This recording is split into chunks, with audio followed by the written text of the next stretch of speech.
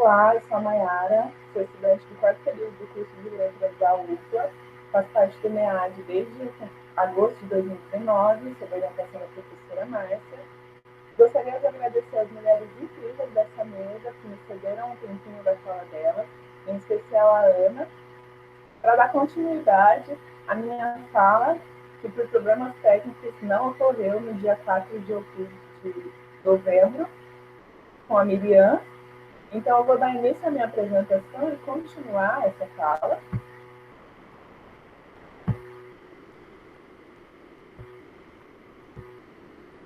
Que é sobre raça, gênero e classe, redes e discursividades, a mulher negra e o trabalho doméstico.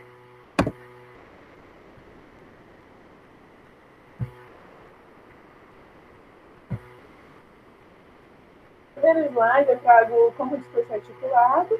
Então, de acordo com Foucault, que supõe que em toda a sociedade a produção do discurso é ao mesmo tempo controlada, selecionada, organizada e distribuída por certo número de procedimentos que tem por função conjurar seus poderes e perigos, dominar seu acontecimento aleatório, esquivar-se a pesada e temível materialidade. Então, quando Foucault diz que o discurso é controlado, selecionado, organizado e distribuído, ele traz também quem pode falar e quem não pode falar, a quem tem o poder do discurso, né? Quem tem a autoridade discursiva. Inclusive, no livro A Origem do Discurso, ele traz o exemplo do louco, porque o louco não tem o direito privilegiado de dizer. O discurso do louco não é válido. Então, no caso do discurso que é controlado, selecionado, organizado e distribuído, é o da Nietzsche, pela posição que ela ocupa na sociedade, né? Pela memória escravocrata, pela história escravocrata de um país racista em que a gente vive. Aqui, nas formas de silêncio e suas categorias, eu trago Emília Land, em que, ao dizer, apagamos necessariamente outros sentidos possíveis, mas indesejáveis, em uma dada situação discursiva dada.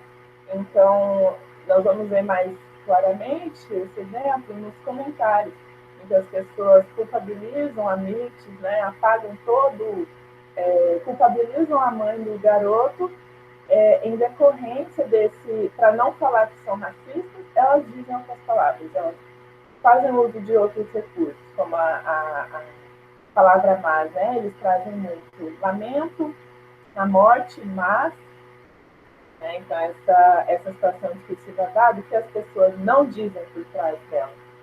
E o silêncio fundante, que é a significação traz uma relação necessária ao silêncio. Então, nós, como seres de linguagem, tem a relação entre a língua e a história. O silêncio não é vazio. Há história no silêncio. O não dito também está por trás desse silêncio. Tanto que no silenciamento tem o silêncio constitutivo, que é a historicidade discursiva da construção do poder dizer atestado pelo discurso.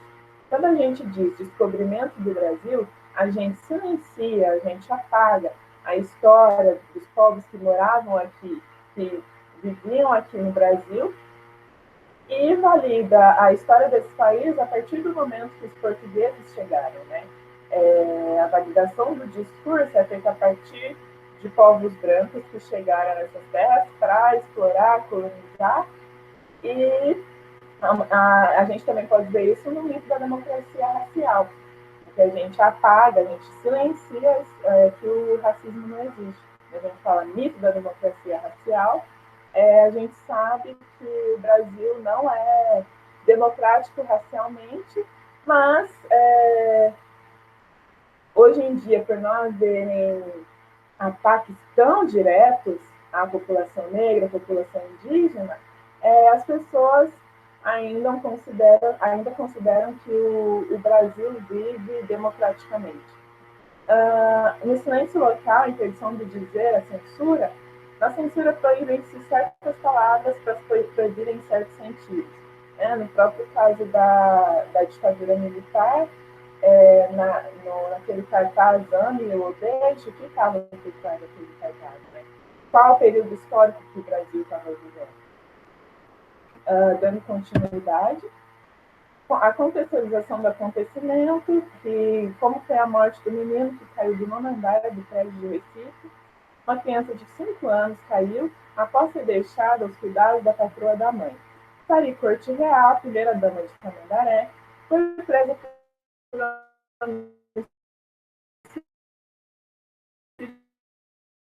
culposo e solta após fiança de 20 mil. Qual a formação expressiva que essa frase traz? Qual a formação expressiva desses sujeitos, da Sari e da Mirtes? Aqui a transcrição de alguns trechos da fala da Mirtes no programa Encontro, que é um programa semanal, que passa entre 10 e 11 horas da manhã, portanto não há tanta audiência quanto um programa noturno ou dominical, que ela conta o que aconteceu no dia. Então, a Mirtes diz, ela pediu para eu chegar uma hora mais cedo para que eu olhasse a filha dela, enquanto levava a mãe até o aeroporto. Cheguei mais cedo e levei meu filho. Quando a menina acordou, eles ficaram brincando. Depois chegou a manicure e fez uma parte do trabalho, porque Sari precisava ir ao dentista, pois tinha hora marcada, e eu fiquei tomando conta das crianças. Elas ficavam correndo de um lado para o outro, e eu sempre chamando a atenção para elas não caírem, se machucarem, quebrarem alguma coisa.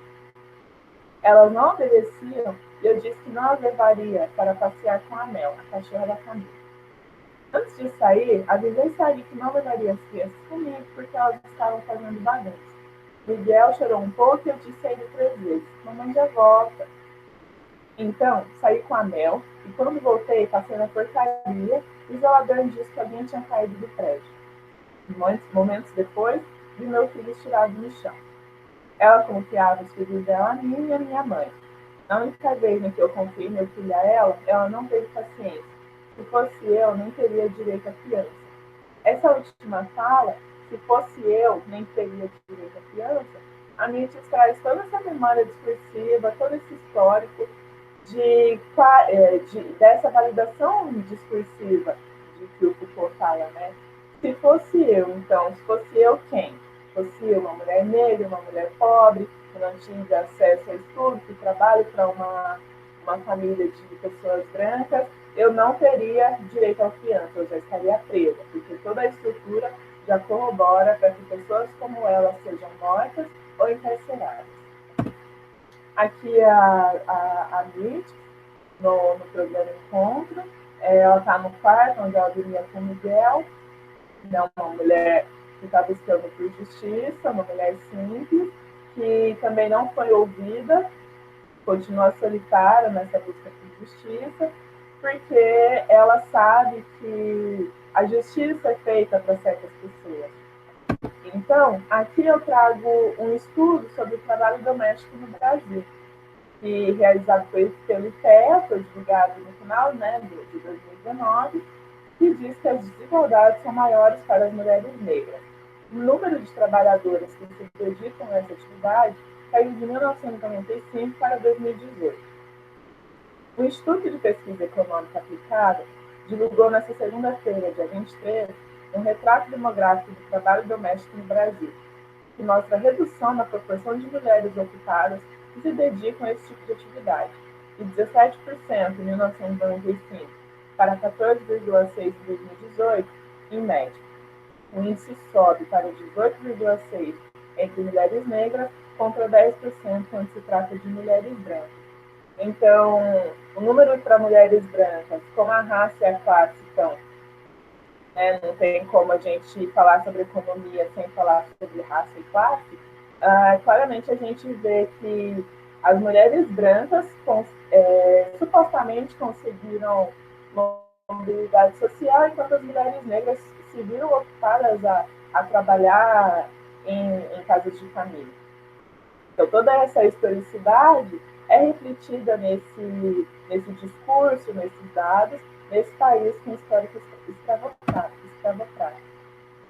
E aqui a gente vê a figura da Sari e do Miguel, e essa notícia também saiu em uma página, né, cujo nome é Eu, Empregada Doméstica. Sob os cuidados da patroa de sua mãe, Miguel caiu de prédio em Recife e morreu. Para o historiador, o caso traduz a história desse país de herança escravista. Então, o próprio quartinho de empregada, os cargos que as pessoas negras ocupam, tudo isso é reflexo desse país, né, construído sob, sob colonização, sob exploração de povos europeus. Aqui a gente vê as relações de poder bem nítidas, em que a Sari, apesar de ter dito que não apertou o elevador, ela apertou o elevador e deixou o Miguel sozinho. Então, a mulher branca esperando o menino negro e ela acaba sendo inocentada pela morte dele. Então, qual a memória expressiva? Qual a historicidade? Como esse sujeito está inserido na história, né? Como a língua e a história fazem parte desse discurso. Aqui, a Sari, na entrevista do Fantástico, um programa com maior audiência do que eu encontro, teve o direito a aparecer e dizer que é inocente. Toda a construção da imagem dela foi feita para isso. Os livros, para salientar que ela não pode ter feito isso, pois supostamente é uma pessoa que teve acesso ao estudo, a camiseta branca, de uma pessoa inocente, o rosto sem maquiagem, o terço na mão. Não, uma pessoa religiosa não seria capaz de fazer isso, porque toda a estrutura a mídia é fundamental para a construção dessas pessoas, né? Dos monstros e dos inocentes. Aqui a patroa paga fiança de 20 mil e é liberada após morte de filho de empregado em Pernambuco, então a patroa é empregada, né? As relações de poder aqui. Essa definição de racismo está no dicionário Michaelis, que diz que é a teoria ou crença que estabelece uma hierarquia entre as raças, etnias, doutrina que fundamenta o direito de uma raça vista como pura e superior de dominar outras, preconceito exagerado contra pessoas pertencentes a uma raça ou etnia diferente, geralmente considerada inferior, atitude hostil em relação a certas categorias de indivíduos. Aqui a gente vê que essa definição não dá conta de toda a complexidade do racismo que perpassa a sociedade brasileira, né? Racismo contra pessoas negras, contra pessoas indígenas, mas aqui eu trago as concepções do professor Silvio Almeida, no livro Que é Racismo Estrutural, em que ele divide o racismo em 3 concepções. A primeira é individualista, que é uma concepção que insiste em flutuar sobre uma fraseologia moralista inconsequente. O racismo é errado, somos todos humanos. Como se pode ser racista em pleno século XXI? Tenho amigos negros, no caso, né, a Nietzsche, uma obsessão pela legalidade. No fim das contas, quando se limita a olhar sobre o racismo a aspectos meramente comportamentais, deixa-se de considerar o fato de que as maiores desgraças produzidas pelo racismo foram feitas sob o abrigo da legalidade e com apoio moral de líderes políticos e dos considerados homens de bem. Então, homens de bem, no caso, a Sari, toda a construção de imagem dela foi feita para ela ser uma mulher católica, intelectual, né, estudada. Então, deixa de considerar o fato que as maiores desgraças produzidas pelo racismo, a legalidade que está por trás disso, a escravidão, o próprio holocausto, foram produzidos sob o aval de líderes, né, como ele mesmo disse. Então, depois tem o racismo institucional. Sob essa perspectiva, o racismo não se resume a comportamentos individuais, mas é tratado como resultado do funcionamento das instituições que passam a atuar em uma dinâmica que confere, ainda que indiretamente, desvantagens e privilégios a partir da raça.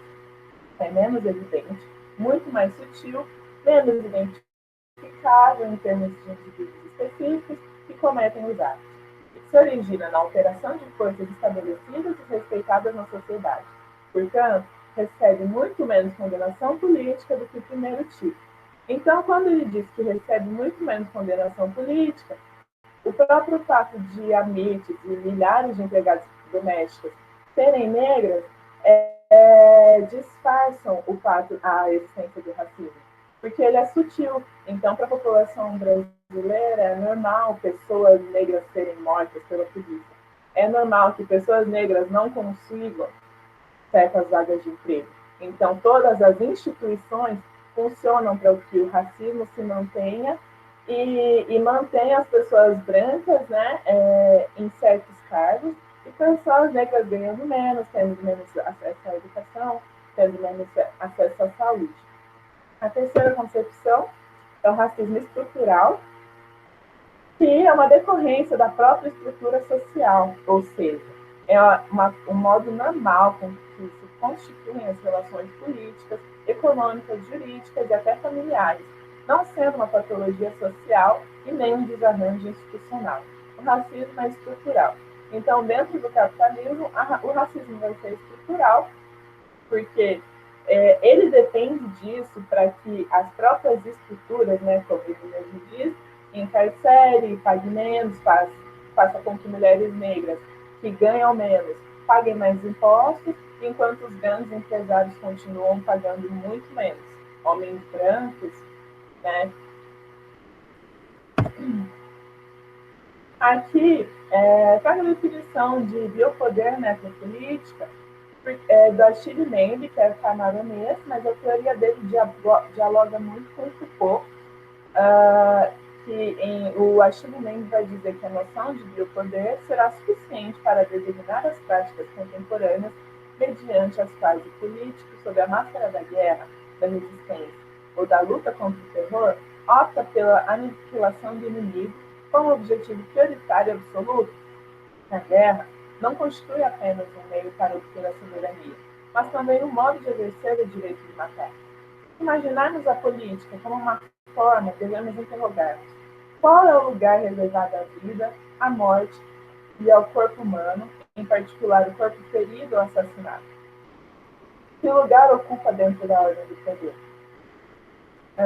E Foucault, o conjunto dos mecanismos pelos quais aquilo que na espécie humana constitui suas características biológicas fundamentais vai poder entrar numa política, numa estratégia política, numa estratégia geral do poder.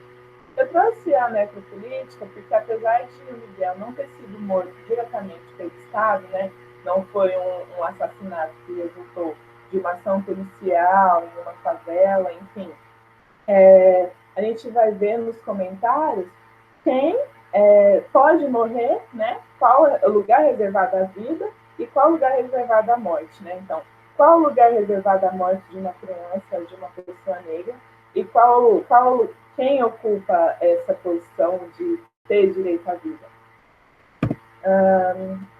Aqui, os comentários foram tirados da página Empregado Doméstico. Esses dois comentários foram feitos por pessoas brancas, em que uma delas diz que é muito triste a morte da criança, mas não sabemos todos os lados da história.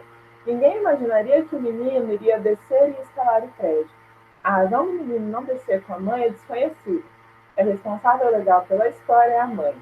Muito triste essa história, mas temos que deixar a justiça julgar. A mãe já apareceu no programa, eu acho estranho.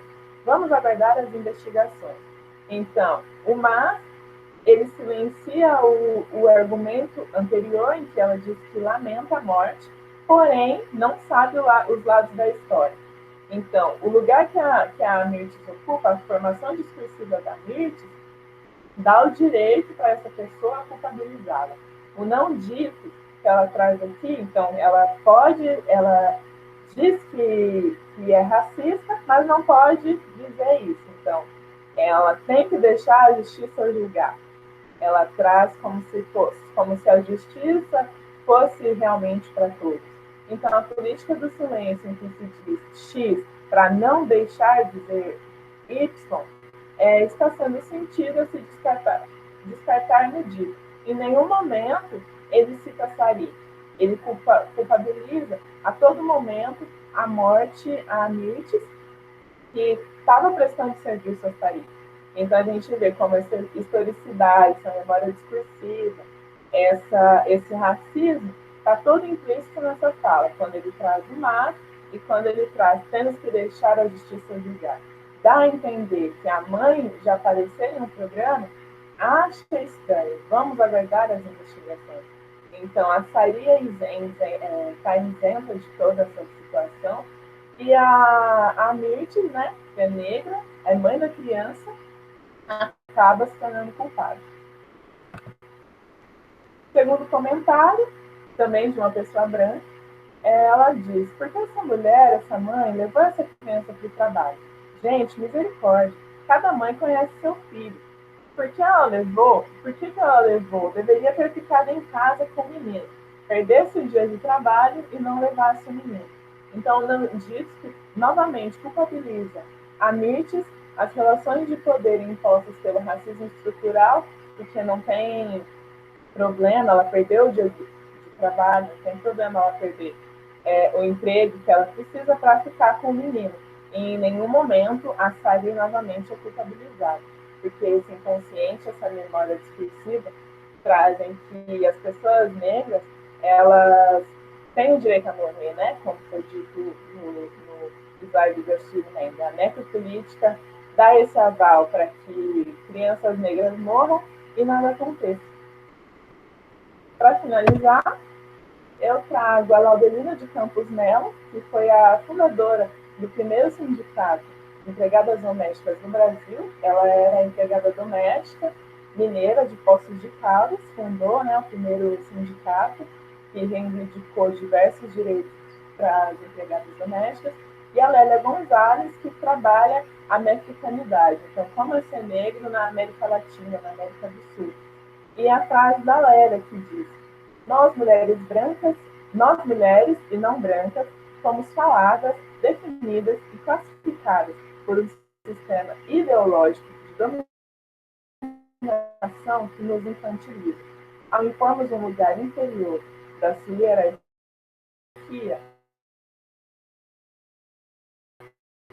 apoiadas nas nossas condições biológicas de sexo e raça, e ser sujeitos não só do nosso próprio discurso, senão da nossa própria história. As mulheres são mulheres que eu admiro. Trouxe para finalizar a minha apresentação.